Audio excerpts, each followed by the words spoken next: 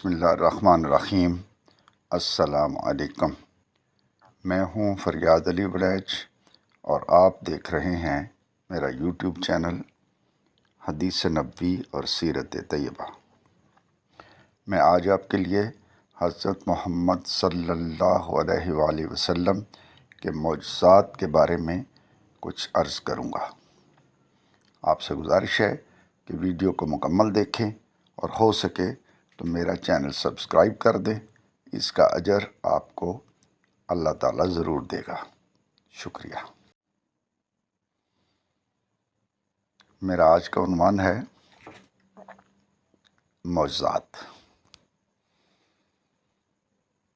دین کی اصطلاح میں معجزہ اس بات کو کہتے ہیں جو اللہ تعالیٰ کسی پیغمبر کے دعوی نبوت کو ثابت کرنے کے لیے دنیا والوں کے سامنے ظاہر فرمائے۔ اس کے لیے ایک شرط یہ بھی ہے کہ وہ عام عادت کے خلاف ہو۔ مثلا آگ کا کام ہے جلانا، لیکن وہ نہ جلائے، مردہ جی اٹھے یا لکڑی سانپ بن جائے وغیرہ وغیرہ، کیونکہ دنیا میں ہر فعل کی اصل علت اللہ تعالیٰ کی قدرت اور اس کا ارادہ ہے۔ اسی لیے جس طرح کچھ کام مقررہ اصولوں کے ماتحت مسلسل ہوا کرتے ہیں، اسی طرح اللہ تعالیٰ کی قدرت کے ماتحت کچھ کام ان عادی اصولوں سے ہٹ کر کچھ دوسرے غیر عادی اصولوں کے ماتحت بھی ہو سکتے ہیں، اور جب اللہ چاہتا ہے ہو جایا کرتے ہیں۔ اکثر انبیاء علیہ السلام کو ان کی نبوت کے لیے معجزے عطا کیے گئے تھے، لیکن یہ معجزات کافروں کے لیے ایمان لانے اور یقین کرنے کا سبب کم ہی ہوئے ہیں۔ معجزات کا ظہور ایک قسم کا اتمام حجت ہوتا ہے۔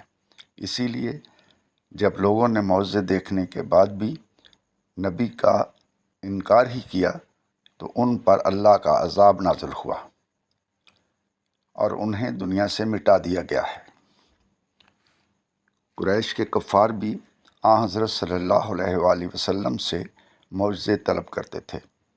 ان کی یہ طلب برابر ٹالی جا رہی تھی، کیونکہ اللہ تعالیٰ کا طریقہ یہی رہا ہے کہ اگر لوگوں کے سامنے ان کی طلب کے جواب میں کوئی واضح معجزہ دکھا دیا جائے تو پھر ان کے لیے دو ہی راستے رہ جاتے ہیں، ایمان یا ہلاکت۔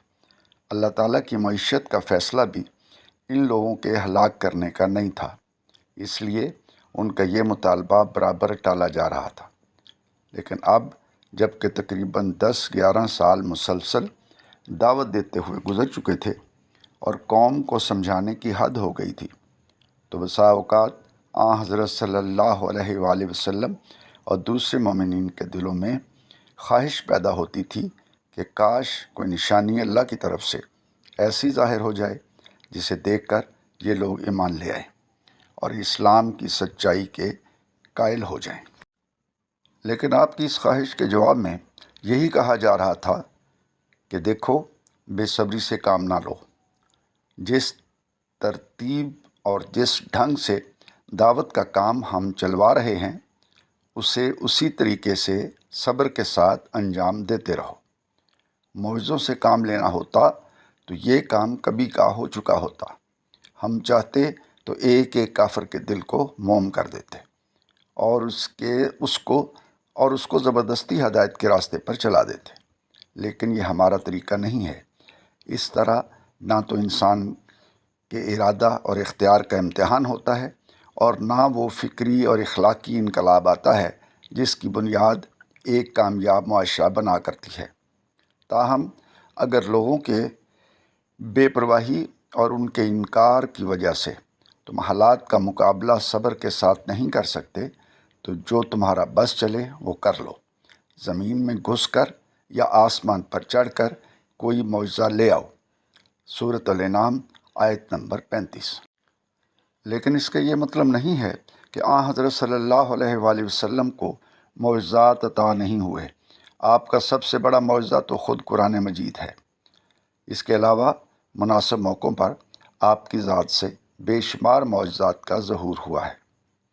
ان میں سے چاند کا 2 ٹکڑے ہو جانا، یعنی شق القمر، اور آپ کا آسمانوں کی سیر کے لیے تشریف لے جانا یعنی معراج بہت اہم ہے۔ ان کے علاوہ بہت ساری پیشگوئیاں بھی ہیں۔ آپ کی دعا سے پانی کا برسنا، لوگوں کا ہدایت یاب ہونا، ضرورت کے وقت تھوڑی سی چیز کا بہت ہو جانا، مریضوں کا اچھا ہو جانا، پانی جاری ہو جانا وغیرہ وغیرہ بے شمار معجزات ہیں جن کا ظہور اپنے اپنے وقت پر ہوا ہے۔ مولانا عبدالحی کی کتاب حیات طیبہ سے اقتباس۔ اللہ تعالیٰ آپ کو اپنے حفظ و امان میں رکھے، آمین۔